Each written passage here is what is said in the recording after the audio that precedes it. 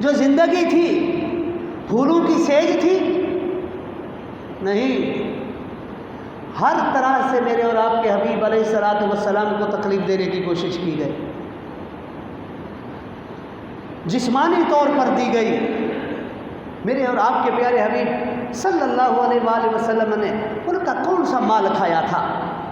کون سی زمینیں ہڑپ کی تھی؟ کون سا میرے اور آپ کے پیارے حبیب صلی اللہ علیہ وآلہ وسلم نے ان کی عزتوں کی طرف دیکھا تھا؟ کون سے میرے اور آپ کے حبیب صلی اللہ علیہ وآلہ وسلم نے ان کی تجارت پر حملہ کیا تھا؟ میرے اور آپ کے پیارے حبیب صلی اللہ علیہ وآلہ وسلم فرماتے کیا تھے؟ فرماتے تھے یا ایھا الناس قولوا لا الہ الا اللہ وتفلحوا، اے لوگو لا الہ الا اللہ محمد الرسول اللہ کہو اور کامیاب ہو جاؤ۔ وہ دشمن ہو گئے کہ ہمیں کامیابی کی طرف کیوں بلاتا ہے، ہمیں رب کی طرف کیوں بلاتا ہے،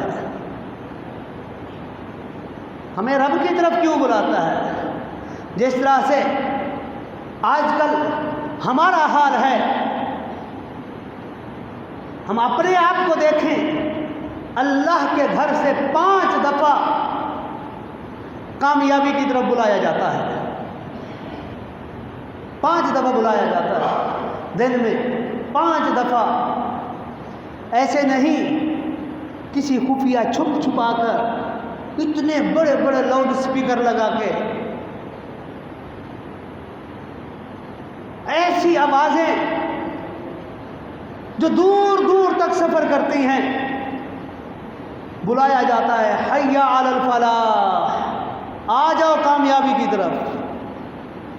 میرے اور آپ کے پیارے حبیب بھی تو ان کو یہی کہتے تھے یا ایھا الناس قولوا لا الہ الا اللہ وتفلحوا، لوگو لا الہ الا اللہ محمد الرسول اللہ کہو اور کامیاب ہو جاؤ۔ آؤ لا الہ الا اللہ کہو، رب تمہیں کامیاب کر دے گا، دنیا و آخرت کی کامیابیاں تجھے ملیں گی۔ انہوں نے بھی میرے آقا کا کہنا نہ مانا، آخر میں ذلیل و رسوا ہوئے۔ ہم اپنے احوال پر بھی تھوڑی سی نظر کریں، دن میں 5 دفعہ بلایا جاتا ہے حی علی الفلاح، کلمہ وہی ہے، تفلحوا فلاح سے ہے کامیابی، کلمہ وہی ہے، لفظ بھی وہی ہے، ہاں سیغے کے اندر فرق ہے۔ فرمایا حی علی الفلاح، آؤ کامیابی کی طرف۔ ہم یہاں سے سنتے یہاں نکال لیتے ہیں، یہاں ایک سے سنا دوسرے سے نکال دیا، اور الٹا کہتے کیا ہیں؟ یہ ان کے اسپیکر بند کیوں نہیں ہو جاتے؟ یہ ہماری نیند میں خلل ڈالتے ہیں، ہم گھر میں سکون سے بیٹھے ہوتے ہیں، آوازیں آنا شروع ہو جاتی ہیں، پھر کیا کیا جاتا ہے؟ اب یہی جب آگے کسی ایسی پوسٹ پر جاتے ہیں جہاں پر کچھ کر سکتے ہیں، پھر وہیں پر یہ آفیشلی طور پر گورنمنٹ کے طور پر ان آوازوں کو بند کرنے کے لیے کیا سے کیا جتن نہیں کرتے۔ کیا نہیں کیا انہوں نے؟ کس لیے؟ مساجد سے کون سے گانے بجائے جاتے ہیں؟ مساجد میں سے کون سے گانے بجائے جاتے ہیں؟ 5 وقت میں دی تو آزان ہی دی جاتی ہے، کہا جاتا ہے آؤ حی علی الفلاح، آؤ کامیابی کی طرف، مگر نہیں، وہ کہتے ہیں کہ یہ آواز بند ہونی چاہیے، یہ آواز نہیں آنی چاہیے۔ اب جب ہم نے اپنے آپ کو ایسا کر لیا ہے، اب اپنی زندگیوں کو دیکھیں، اپنے احوال کو دیکھیں، پھر ہمیں کتنی کامیابیاں مل رہی ہیں؟ ہاں کون سی کامیابیاں ہیں؟ دنیا و جہان کے اندر ذلیل و رسوا ہو کر رہ گئے، کیوں؟ رب کی بتائی ہوئی کامیابی کی طرف گئے نہیں تو دنیا کی ناکامی کی طرف لوٹ آئے۔ معزز سامعین، اسی طرح سے غزوہ بدر کے اندر جب میرے اور آپ کے پیارے حبیب علیہ الصلاۃ والسلام نے فرمایا تھا کہ صحابہ اب کفار کے ساتھ معرکہ ہے، وہ ہماری جانوں کے دشمن ہیں، ہمارے دین کے دشمن ہیں، ہمارے وطن کے دشمن ہیں، مدینہ پر حملہ کرنا چاہتے ہیں، بتاؤ ساتھ دو گے؟ وہاں پر صحابہ نے یہ نہیں کہا یا رسول اللہ ہمارے پاس تو کوئی اسباب ہی نہیں ہے، جنگی ساز و سامان نہیں ہے، قریش تو اتنی بڑی تجارت کرتے ہیں، ان کے پاس تو ہر نیا سے نیا اسلحہ موجود ہے، جنگی تیاریاں ہیں ان کی، ہم کیسے ان کا مقابلہ کر سکتے ہیں؟ فرمایا نہیں، پر یا رسول اللہ جیسے ہی میرے اور آپ کے پیارے حبیب نے فرمایا سب نے لبیک کہا، لبیک کہتے ہوئے سب ساتھ چل پڑے۔ وہاں پر صرف نوجوان ہی نہیں، وہاں پر بوڑھے صحابہ بھی تھے، وہاں پر بچے بھی تھے، نوجوان لڑکے بھی تھے،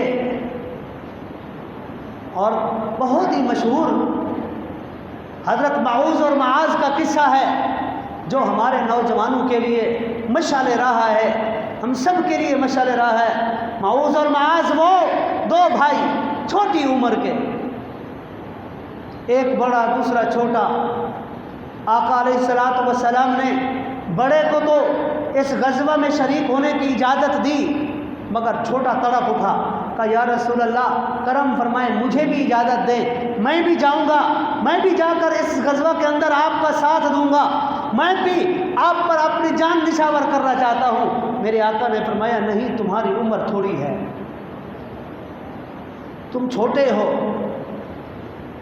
اب اس نے عرض کی یا رسول اللہ نہیں، میں اپنے بھائی کے ساتھ مقابلہ کر کے اس کو ہرا سکتا ہوں، اگر آپ میرے بھائی کو اجازت دے رہے ہیں تو یا رسول اللہ میرے پاس زیادہ چستی ہے اس سے، کرم فرمائے میں جانا چاہتا ہوں۔ اب ان کے درمیان میں کشتی کرائی گئی۔ چھوٹے نے بھائی بڑے کو کیا کہا ہوگا؟ جب جذبہ ہوتا ہے، جب ایمان سلامت ہوتے ہیں، پھر انسان کے سامنے راہیں کھلتی ہیں۔ چھوٹے نے بھائی کے ذہن میں، بھائی کے کان میں یہی کہا ہوگا بھائی آپ کو تو اجازت مل گئی ہے، جیتو یا ہارو آپ تو جا رہے ہو نا، ہاں آپ جیتو یا ہارو آپ کو تو اجازت مل گئی ہے، اب کیوں نہیں ہار جاتے کہ میرا بھی وسیلہ بن جائے؟ اب وہی تھے دو۔ حضرت عبد الرحمن بن عوف فرماتے ہیں جب اس غزوہ کے اندر میدان جنگ میں پہنچے، دونوں طرف سے فوجیں لگی ہوئی ہیں، مسلمانوں کی بھی فوج لگی ہوئی ہے، کفار کی بھی فوج لگی ہوئی ہے، ابو جہل اس کی سرداری کر رہا ہے، وہ جا رہا ہے اپنی صفیں ٹھیک کر رہا ہے۔ حضرت عبد الرحمن بن عوف کہتے ہیں کسی نے آ کر میرے پلوں کو پکڑا ہے، نیچے سے میں نے دیکھا وہ تو دونوں بھائی ہیں، معوذ اور معاذ ہیں۔ کہا چچا یہ بتاؤ ان میں سے وہ ابو جہل کون ہے جو میرے اور آپ کے پیارے حبیب علیہ الصلوۃ والسلام کی شان میں گستاخی کرتا ہے؟ حضرت عبد الرحمن بن عوف فرماتے ہیں جیسے ہی ابو جہل مجھے نظر آیا میں نے ان کو کہا بیٹا یہ جو جا رہا ہے، یہ جو جا رہا ہے سوار، یہی ابو جہل ہے، یہ تمہارے نبی کا، ہمارے نبی کا گستاخ ہے، یہ پتہ نہیں کیا کچھ کہتا ہے۔ حضرت عبد الرحمن بن عوف فرماتے ہیں میں نے صرف اشارہ کیا ہے، میں نے صرف اشارہ کیا ہے، وہ دونوں صفوں کو چیرتے ہوئے گئے۔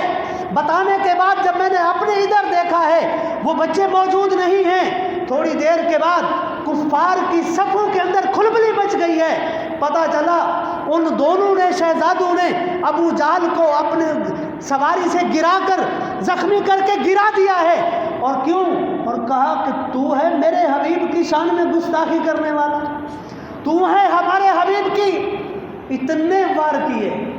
معزز سامعین کیا ان بچوں کو پھر اسی مقابلے میں جذبہ دیکھیے، اسی مقابلے کے اندر ابو جہل کے بیٹوں نے جب دیکھا کہ ہمارے ابا پر حملہ ہو گیا، ان کو غیرت آئی، انہوں نے حملہ کیا.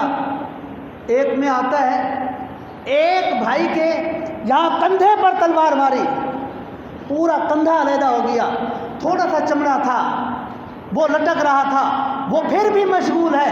جب اس کو تکلیف دینے لگا یہ جب اس کی لڑائی کے اندر یہ ہاتھ رکاوٹ بننے لگا, دیکھنے والوں نے اور تاریخ دانوں نے لکھنے والوں نے لکھا ہے, وہ کہتے ہیں اس بچے نے واویلا نہیں کیا بلکہ اپنے ہاتھ کو, اسی ہاتھ کو جو لٹک رہا تھا, پاؤں کے نیچے دے کر جھٹکا دے کر پھینک دیا اور پھر مصروف ہو گئے. آج ہمارا وہی اسی عمر کا بچہ, اسی عمر کا نوجوان, اس کو پب جی کھیلنے کے علاوہ کوئی کام ہی نہیں, اس کو سوائے گیم کے کوئی اور کام ہی نہیں ہے, اس کو سوائے کیا. اب ان کو دیکھیے جن کی تربیت مصطفیٰ نے کی, ان کو پتا تھا یہ ایسی جگہ ہے, ایسا حبیب ہے, ان پر جتنی بھی جانیں ہوں نچھاور کر دو تو کامیابی ہی کامیابی ہے. آج ہمارا بچہ اگر کبھی غلطی سے 5 وقت کی نماز پڑھنے کے لیے مسجد آ جائے تو دوسرے دن والدین کہتا ہے کہ مولوی بنے گا کیا. جب ہم تربیت ایسی کرتے ہیں رزلٹ کیا نکلتا ہے. جب اس کو سمجھانے کا وقت تھا, اس کی تربیت کرنے کا وقت تھا, ہم نے کہا نہیں بچہ ہے, چھوٹا بچہ ہے, سمجھ جائے گا. جب وہ سمجھتا ہے تو ماں باپ کو اچھا خاصا سمجھاتا ہے, پھر ان کو اچھی خاصی سمجھ دیتا ہے کہ میں کیسا سمجھ گیا ہوں. پھر وہی ماں باپ ہوتے ہیں خون کے آنسو روتے ہیں, بچے بدتمیز ہو گئے, کہنا نہیں مانتے, ماں باپ کو مارتے ہیں, بوڑھی والدہ کو مارتے ہیں. کیسے نہیں ماریں گے؟ جب اس کی تربیت کا وقت تھا تو نے تو اس کو سمجھایا ہی نہیں, اپنا کام پورا ہی نہیں کیا, اپنا فرض پورا ہی نہیں کیا. معزز سامعین, اسی طرح سے غزوہ بدر جو ہے اس کو یوم الفرقان کہا جاتا ہے, یعنی اس دن, اور اللہ تبارک و تعالیٰ کے حبیب صلی اللہ علیہ وآلہ وسلم نے اس غزوہ بدر کے اندر جو مثالیں قائم کی ہیں, اب غور کریں. ایک طرف سے لشکر ہے, 1000 کا لشکر ہے, جس کے پاس ساز و سامان ہے, سب کچھ ہے, ہر طرح کا اسلحہ ہے, نئے سے نیا اسلحہ ہے, سب کچھ موجود ہے. دوسری طرف صحابہ 313, ان میں سے 2 صحابی وہ کہتے ہیں ہم اس غزوہ سے پہلے مکہ کی طرف گئے, قریش نے ہمیں پکڑ لیا, قریش نے ہمیں گرفتار کر لیا. گرفتاری کے بعد انہوں نے, قریش نے ہمارے ساتھ وعدہ لیا. وعدہ کیا لیا ہے؟